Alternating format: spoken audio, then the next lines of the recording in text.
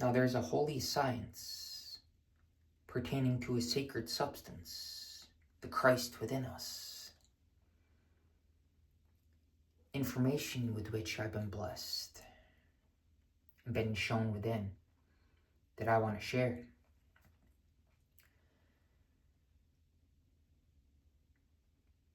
Every month, when the moon is in your star sign,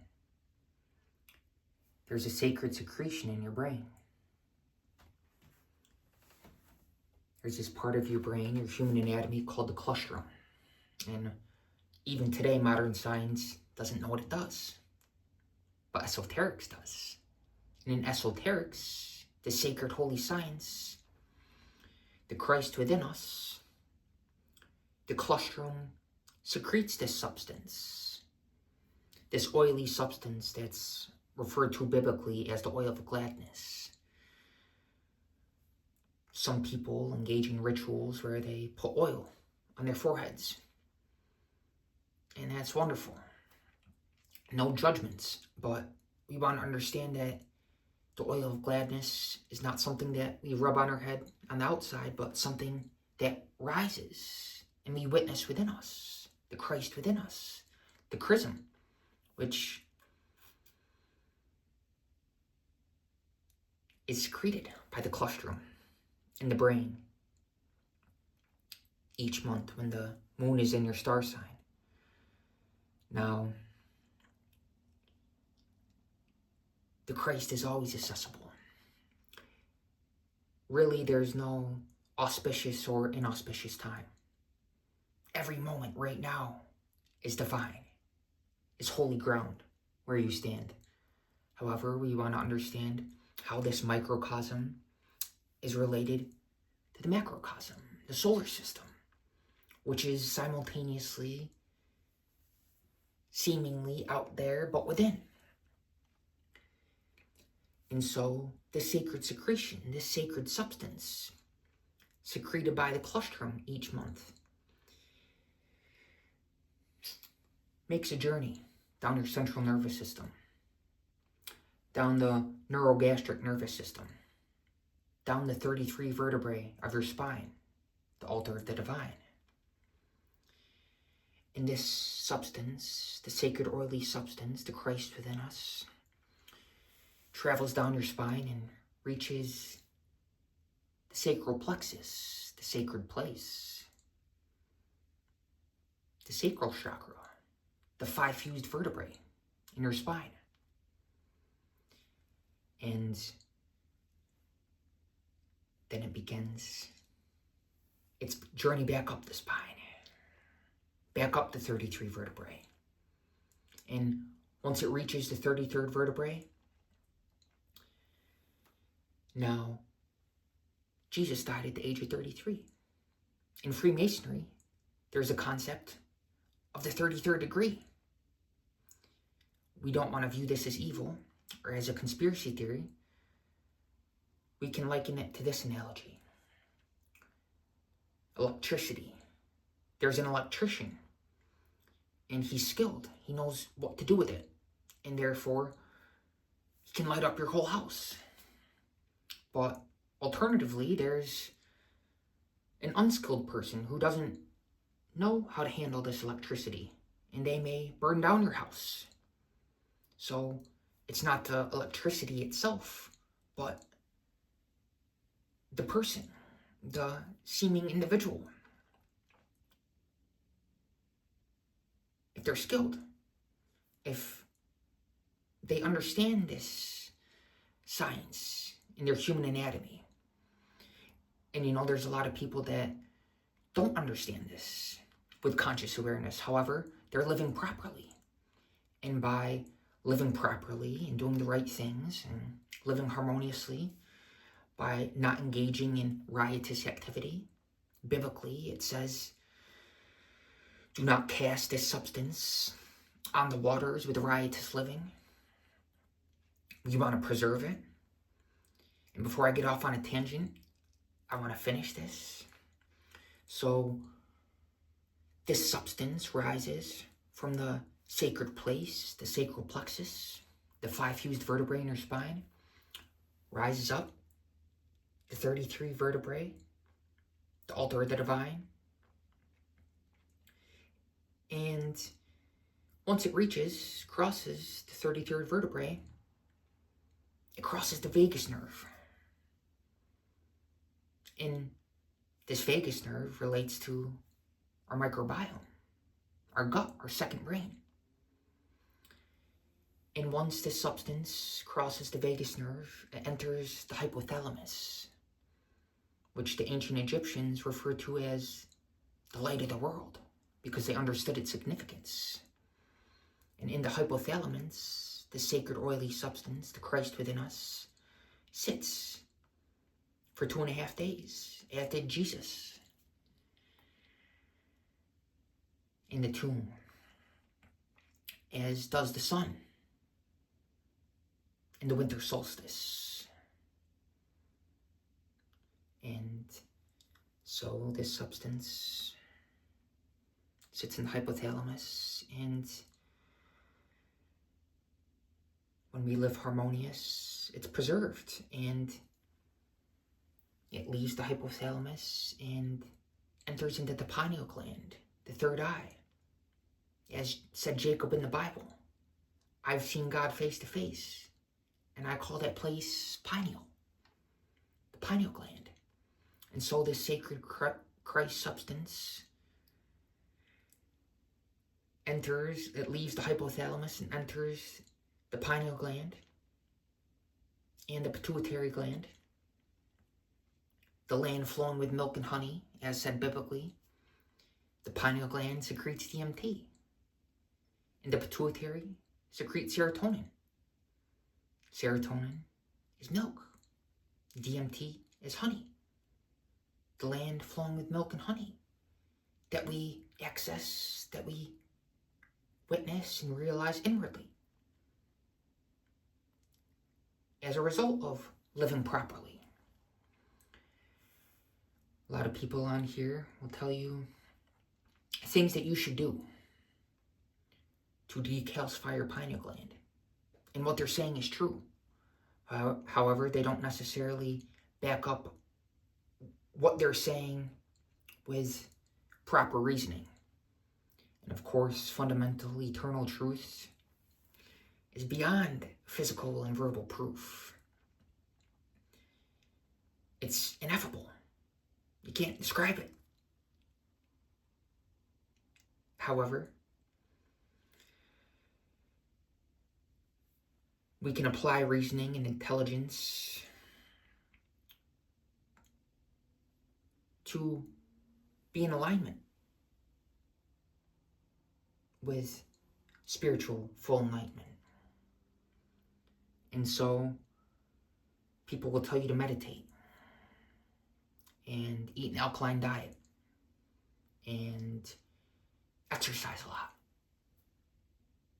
Decalcify your pineal gland. The reason why we do these things is to preserve this sacred essence, this Christ substance within us. For instance, if the bodily temple is very acidic because one's an alcoholic, then the substance will not make its return journey back up the spine. The substance is very volatile, and an acidic bodily temple will sever the substance, will not allow it to rise within us. And of course, we don't identify with the body, we just understand human anatomy and how to live properly, things that we can do practically to preserve this sacred substance within us. Because the Lord is both in form in this flesh, exists as this flesh, and is formless.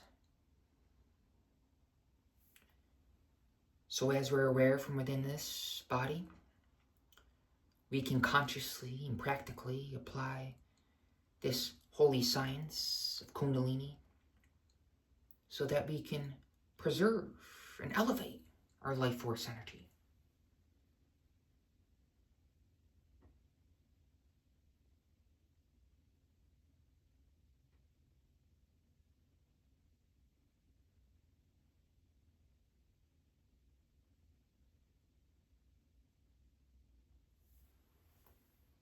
All the allegories of the world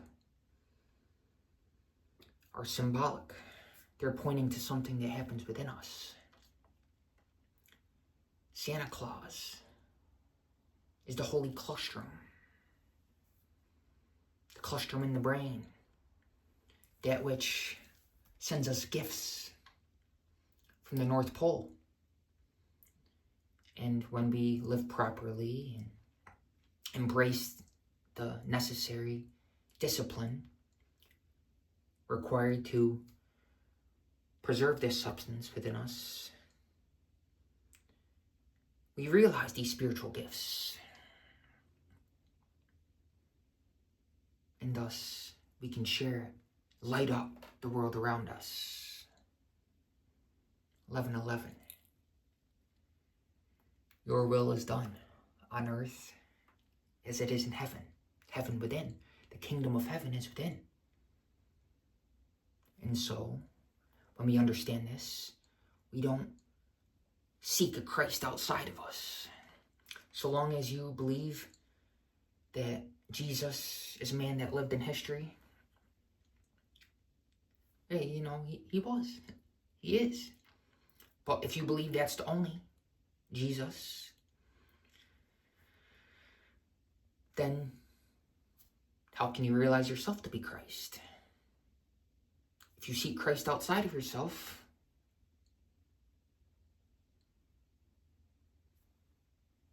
then how can you realize yourself to be Christ?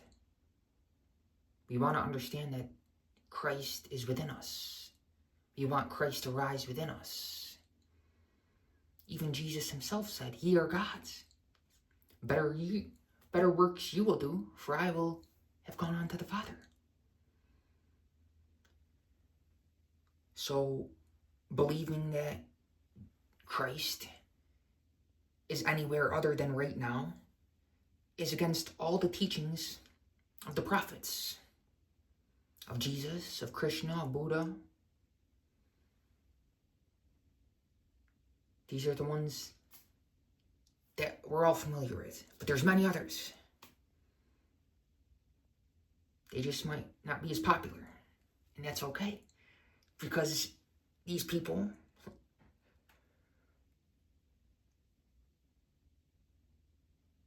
most of them don't want recognition because they're so fixed and focused on the kingdom within. And too much attention, too much recognition can serve as a distraction from that, from this eternal awareness, the light within us, Christ, which, again, is within.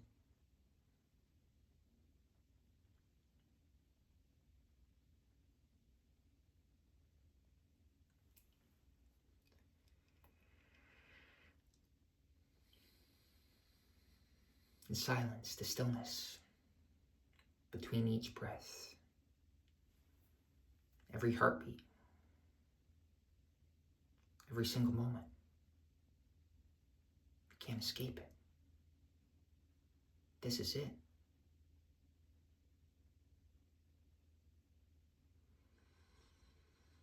Right now is eternity. What is God but eternity?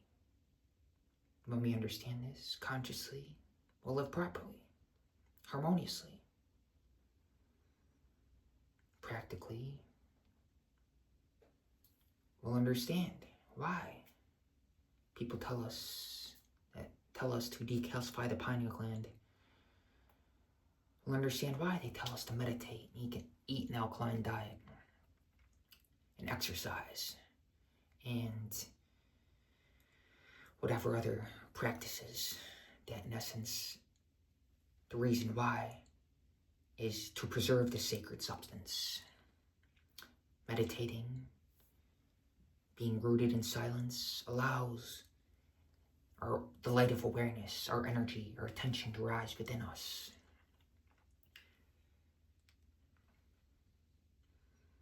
Eating an alkaline diet, of course, allows the bodily temple to remain alkaline so that this substance is preserved from not engaging in gluttony by eating moderately so that there's not excess fermentation in the body. We don't want to eat more than what we earn by devotional activity.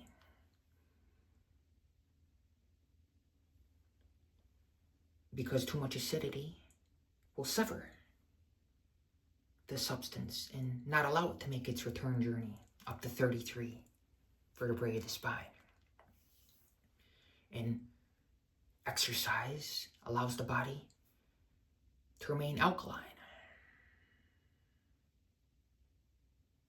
Of course, there's really no inauspicious and auspicious time, because everywhere you are right now, wherever you happen to be, is eternity.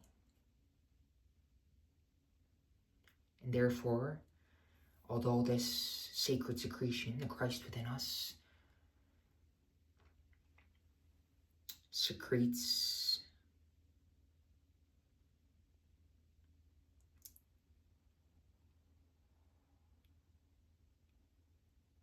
DMT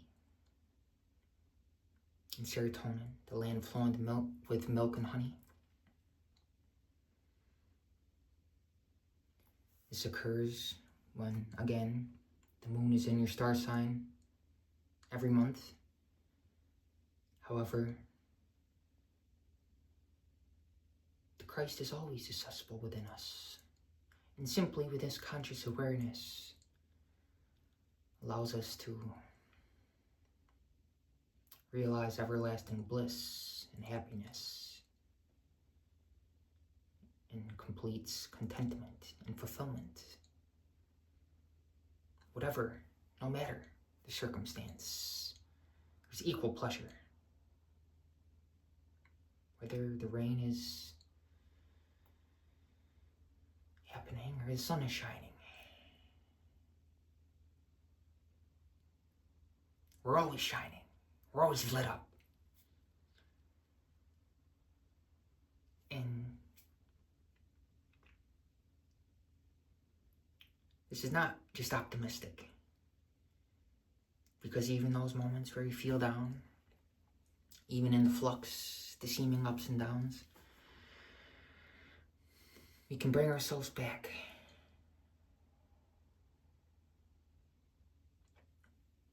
Move deeper in consciousness.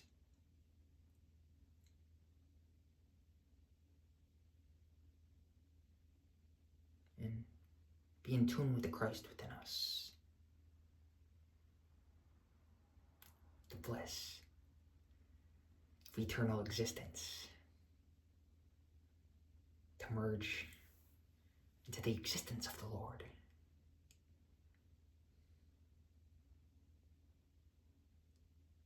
And bring that to the world. To light up the world around us. Perhaps with a simple smile. Maybe with some words. Shakti. The energy. And back. Infused in the words. Transmitted. The bliss transmitted via osmosis.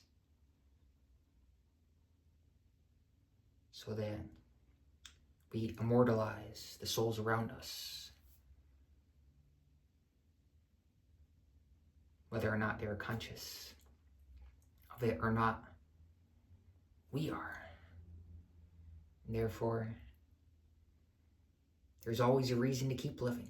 There's always meaning. Because those rooted in power, the eternal power of the Christ within us, never lose meaning. Because their meaning is uplifting. And there's no limit to uplifting all the world, all the sentient beings.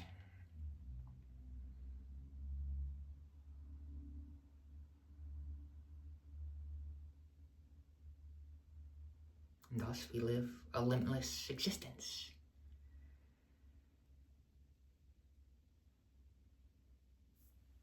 God bless.